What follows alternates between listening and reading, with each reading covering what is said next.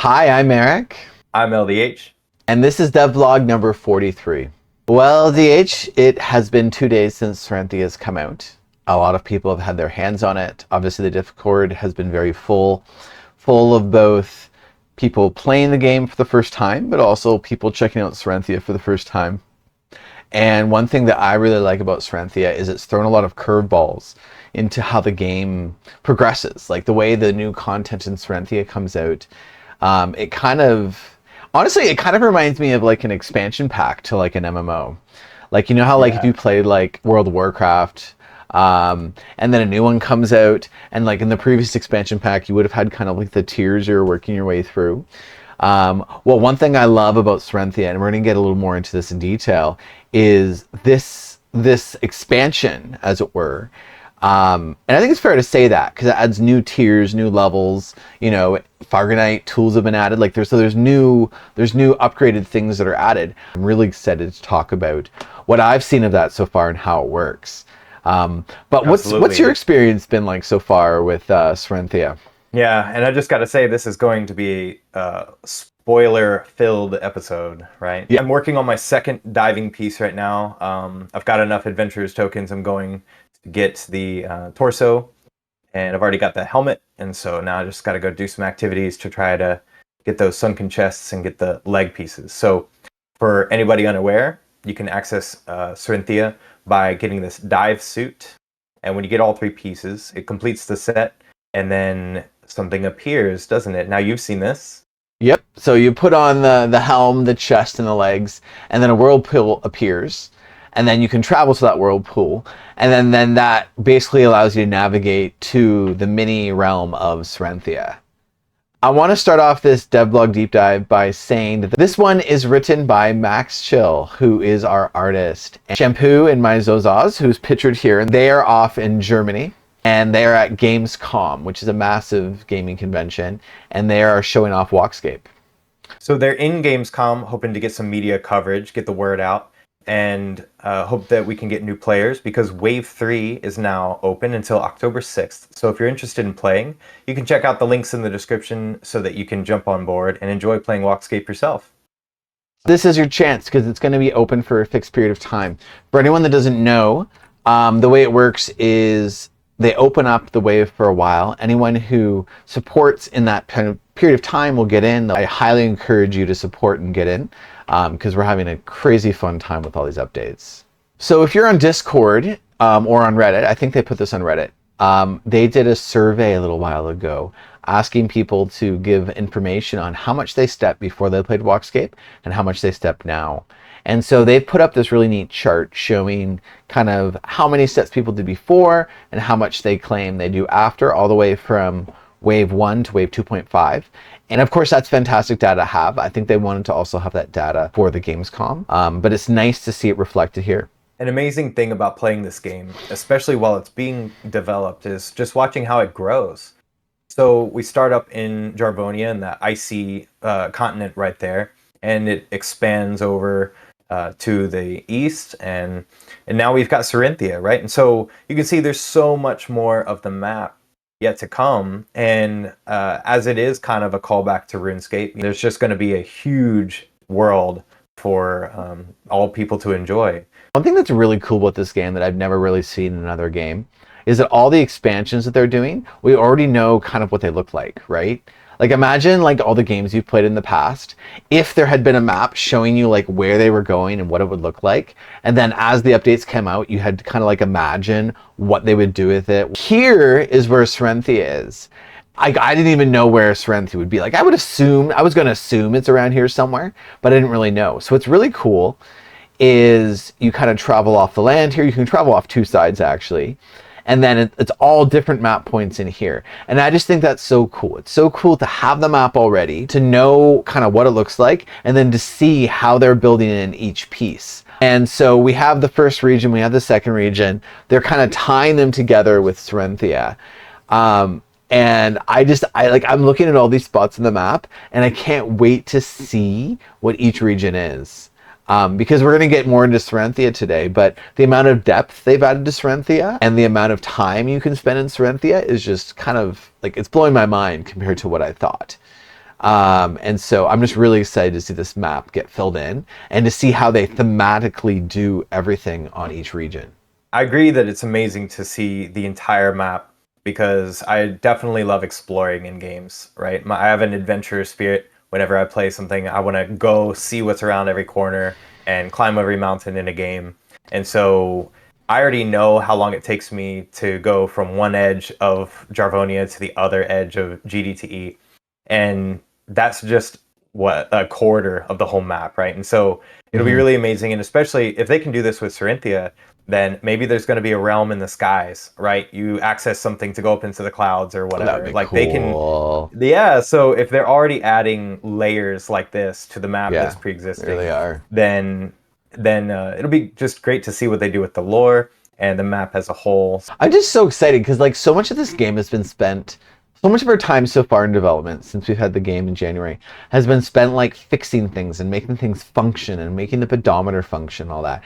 And ever since that they like nailed the pedometer, like it's crazy how much content came out with Syrenthia in the short period of time between achievements and now. And if that's the pace the game is going to move at, we are going to have so much content. So social multiplayer aspects are being developed in the game. With the latest update, you can also find friends and enjoy a multiplayer aspect by comparing your different skills amongst each other and how many steps you're doing that day and kind of see where they are. And so it's really, really cool that I get to keep track of like what you're doing on a particular day and if I can kind of compete with you even just hourly or something because you outstep me by the end of the day every single time. But like my brother-in-law, my father-in-law play, and it's really fun to have that like kind of close rivalry. And you can also see a changing background depending on where they are in the games. It adds that really social dynamic. And like anytime anything happens where you can interact with people in game, like gets me really excited. I just can't wait for like trading to come. I know I keep talking about that, won't stop talking about trading. But like anytime you can actually do something or interact with someone in the game, it's more than just like a single player experience. You're gonna have to make different choices. Yeah. Like you're gonna have to decide like, am I gonna get this? Am I gonna try and buy it from someone? It's just going to change the game. So I can't wait for the party system to come out where you can add a friend and you can complete challenges together like step goals. That's going to be really immersive and really fun. So that's most of the highlights from the devblog. Max Schill, thank you so much for writing that devblog. I think it was great. I think I had a lot of good information on it. We love pulling out those highlights from the devblog, but I think it's really time to move on to Syrenthia and talk about our impressions of what we've seen so far. So I wanted to talk about my experience so far with Syrenthia. I know LDH is still in the process of gathering the gear to be able to travel there, which is cool. I wanted to talk about what I've seen so far and what I've discovered. So I'm at the point where I've discovered the scuba gear and I've gone into Syrenthia and I have traveled to every location you can get to at first. So part of this will be me also sharing with LDH how this works, because we've been saving this for our talk here. So you get in, you get the scuba gear on, you go to this first area. It's kind of this like ship zone. It's not quite Syrenthia yet. You can travel from there into Syrenthia. Then you get to the capital. The capital is full of many shops. The capital also has pretty much every workshop you can think of as basic, but then it has an advanced crafting station. So we can make Farganite hatchets and pickaxes. But when you hit Syrenthia, once you're at the capital, there are 4 points you can travel to. 2 of them are locked. You can't get to them. And the other 2 are open. On those 2 that are open, there are multiple gathering points. So at those gathering points, you collect the special resources that are just from these regions. And then you go to the crafting stations. And what you're doing is you're creating different tiers of diving suits. So to get to one of these points on the map, you need advanced diving gear. And so you have to go gather the resources in Syrenthia, take those back to the capital, craft it. And then I assume at that point you will travel to the advanced point. Maybe you'll gather more resources, you'll be able to come back, make the expert gear, but you basically unlock it incrementally. So as I said, it reminds me of World of Warcraft. For anyone who's ever played, I haven't played it much, but I find the game fascinating. You go, you do a dungeon, you get a certain gear score. Once you have that gear score, you qualify for the next dungeon. You complete as much as you can, raise your gear score, then you qualify for the next dungeon. So it feels a little bit like that. Secondly, inside the town, there are at least 2 shops that only unlock once you're at a certain faction rank with Syrenthia. So you're grinding your faction to unlock your faction rewards, but then you're also getting access to these stores. And so it's just really interesting game design to have stores locked behind faction. So I'm a little bit on the fence. Like, you know how I am. Like I tend to like, I'm going to do this task. This is who I am in the game. And I don't like to spread myself in every direction. So I've been doing mining and smithing. So now that I've seen how it works and how it's on the inside, I'm still trying to decide, like, am I going to do this? Am I going to be the one to go in and experience it myself and craft everything and make everything and go see it all? Or am I going to go back to smithing and mining while I wait for everyone to do it, put it on the wiki, then I can check out it in detail, decide where I want to spend my time, decide which things I want to do, or do I want to kind of see it firsthand? And I'll probably do a mix of both. I'll probably go back to mining and smithing. Excitedly waiting for when Farganite weapons and shields come out. But then I'll also probably be checking the wiki as much as I can to see if there's anything I'm really excited about, then I'll dive back into it. What about you? What are your plans, LDH? Like, I know you're trying to get in, but what are your plans for what you want to do in this expansion? Yeah, well, I'm almost the opposite, right? We've talked about this on previous devlogs, to where I pretty much want to be self-reliant, not out of any pride thing, but I really love experiencing every aspect and every nook and cranny of what the game has to offer myself, right? And so I want to be able to feel that sense of accomplishment by crafting it myself. Like, I had looked through the recipes, although I'm not in Syrenthia yet. I just checked the recipe list to see that it was updated with lots of new items, lots of new things to gather and refine. And I noticed that even hydrilium, which is now going to be the new material down in Syrenthia, first you have to make hydrilium out of like dried coral or something, and I think volcanic rock. And then you have to, after you make that once, you refine it again to make a hydrilium bar, and then you can smith that bar, right? And so I didn't even know that. It's interesting. Yeah, so this is the first time that you have to refine something twice in order, well, I guess you would have to turn logs into planks and then combine planks with bars. So it's kind of following in the same vein, turn these raw resources into a finished product. And it's kind of neat that it looks like there's hydrilium might be a tier between Tarsilian and Farganite, because you can have a hydrilian hatchet. And then when combat comes out, I wouldn't be surprised at all if that hydrilian diving suit actually has some like combat defense kind of buffs or something, as compared to the rusty diving suit. So I like the idea that they're probably setting this up for success so that it'll have those attributes in addition to their crafting utility. Consumables, right? Consumables is a new thing. Have you looked at any of the new recipes and seen what any of the stats are or anything like that? So the recipes that I look at, they just say what it requires to make it. But I would need it to be in the Wikipedia to see like what bonuses it gives or something, right? So I can see that now I finally have a use for all of those berries that I've been hoarding. Berries and bread make sandwiches. Yeah, there are some really neat consumables. I think one flower sifter just shared with me over Discord. I just went on Discord and I'm like, can you guys share any really neat food? And what was it? Was it a jam or berry? There's a sweet carrot pie, which gives that plus 25 crafting outcome. Oh yeah, I think that's probably the most impactful consumable that you could make that I've seen so far. And then there's I opened 200 chests to look for chest consumables, because chest consumables are very powerful but quite rare. And there's it's pumpkin juice. I was very impressed by that. It's plus 25% double drops. And you know what's cool about that? You can use that when you're making bars, and you can use that when you're making tools. Right? So you can get 25% more drops on the bars, and then you can take all those extra bars and make extra tools with it. But it's really rare, so you'd only really want to use it when you're usually working with fine. A bunch of ways now with food to improve your likelihood to get eternal stuff, right? Have you heard of anybody, or have you yourself raised your realm reputation enough to open up a realm chest, like a Jarvonian chest or anything, Oh, by that's a good completing jobs? question.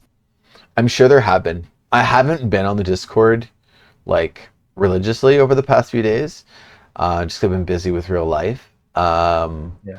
And honestly, this is one of the first times where like I didn't want to have everything spoiled for me because I Hmm. really just, I mean, yes, I had how to get to Syrenthia spoiled to me. I was asking everyone like I wanted to get in, and people told me.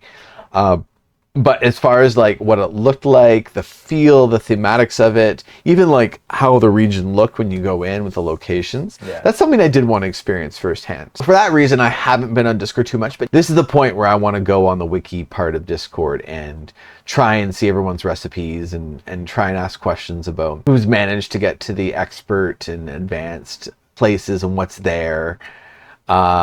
If Syrenthia is the kind of thing where like everything you do in Syrenthia is really awesome for Syrenthia and getting things done in Mm. Syrenthia, but once you leave Syrenthia, like the best in slot is still kind of like outside of Syrenthia, then that's probably Hmm. not somewhere where I'm going to grind everything.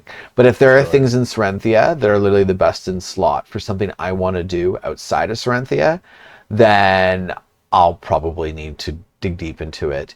Another thing Hmm. that has changed is they have tweaked a few things in the Adventurers Guild.